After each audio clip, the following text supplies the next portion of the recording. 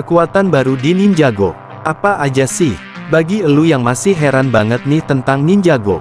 Kenapa Chen membutuhkan semua penguasa elemen namun kecuali air, angin, waktu dan lain-lainnya?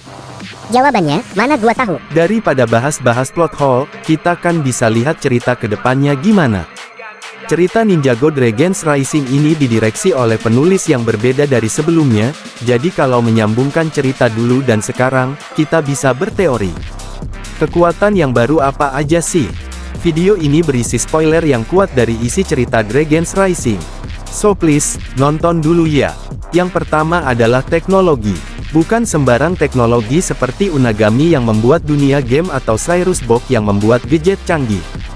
Tapi teknologi yang dimana penguasanya bisa memanipulasi teknokinesis. Yaitu bisa mempengaruhi cara kerja berbagai perangkat elektronik dan mekanik. Bagaimana cara kerja kekuatan tersebut? Semacam hack lah, kita diberi tunjuk Sora sebenarnya bisa hack mesin di episode pertama, mungkin ini yang orang-orang katakan sebagai foreshadowing ya. Kalau omong-omong tentang teknologi, biasanya kan yang ahli membuat Mei itu antara Nia, Pixel atau Cyrus. Tapi mungkin karena ingin dibuka halaman baru pada cerita Ninjago, muncullah karakter ini. Bagaimana? Apa kalian suka? Teknologi yang dipunyai Sora ini adalah elemental baru yang tidak pernah ada sebelumnya di sejarah Ninjago. Apakah mungkin akibat dari penggabungan realm alias merge terjadi logika di luar peraturan sehingga ada elemental baru yang lahir secara tiba-tiba? Kedua, heat atau bisa disebut panas. Kekuatan panas itu nama yang aneh menurut gua, tapi konsep yang keren. Kalau dilihat-lihat mirip ya Wildfire ini dengan Kai, apa jangan-jangan anaknya? Canda. Garuda ya? Garuda ya? Iya. Garuda ya? Garuda ya? Iya. Garuda ya? Iya. Garuda ya? Iya. Nah ini, Garuda ya? Iya. Oh ya Garuda tuh, tinggal ngapain? Tuh, nah jadi, Garuda. Tapi apa sih yang bisa membedakan kekuatannya Wildfire dengan Kai? Tentu ada. Kai yang penguasa api memiliki kekuatan yaitu menimbulkan api dari manapun bisa. Tapi Wildfire juga bisa kan? Namun yang ditimbulkan oleh Wildfire bukan lain adalah panas. Ia memunculkan panas dan bisa membuat suatu barang atau benda menjadi panas, make sense kan? Sejauh ini belum lagi dijelaskan bagaimana kekuatan panas miliknya bekerja. Tapi kekuatan ini menarik. Kelihatan lebih berkuasa dan kuat daripada api, maaf Kai. Tapi lu mungkin bisa kalah lawan si bocil kematian ini yang mirip banget sama Skylord. Bukan baru tapi selalu terkenang, bukan telah lupa namun bukan begitu lama. Rindu gak sama cerita lama Ninjago?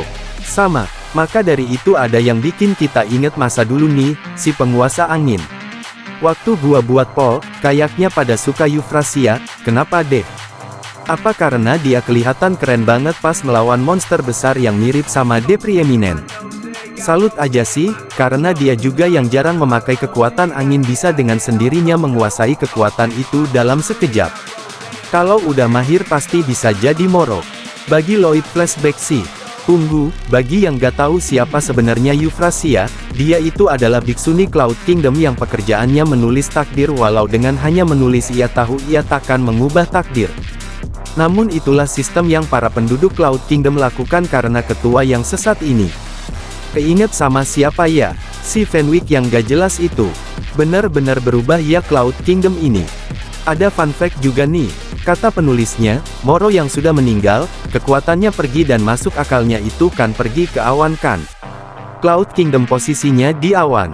Apakah ini kebetulan? Bukan kebetulan, namun takdir.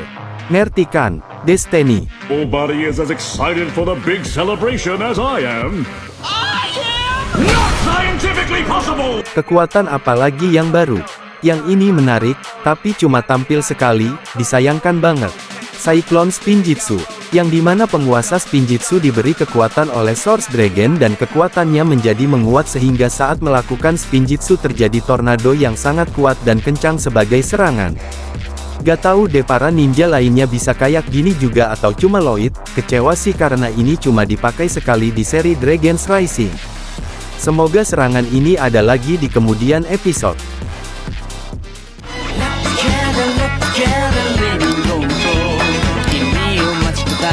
Let me